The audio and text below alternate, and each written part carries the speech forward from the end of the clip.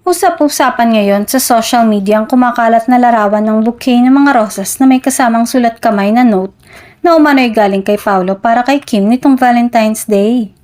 Agad itong pinagpiesta ng fans dahil sa tila malambing at makahulugang mensahe na nakasulat sa card. Sa note, mababasa ang linyang okay lang walang boyfriend, may flowers ka naman, na may kasamang simpleng smiley. Para sa marami, tila may halong biro ngunit may kasamang lambing ang mensahe.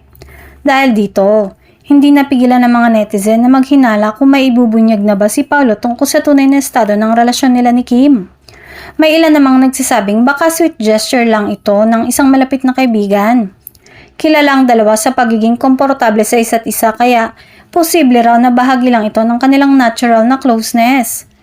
Ngunit para sa solid supporters ng tambalan nila, malinaw daw ang kilig factor at hindi basta-basta ang ganitong klaseng effort.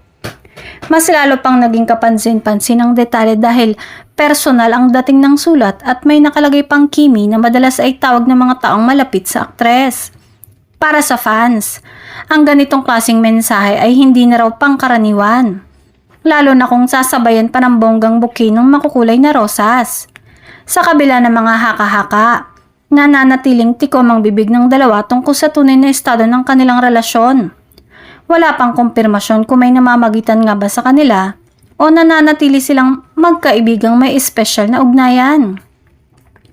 Habang wala pang malinaw na pahayag, patuloy ang kilig at espekulasyon ng mga tagahanga. Sa ngayon, isang bagay ang sigurado.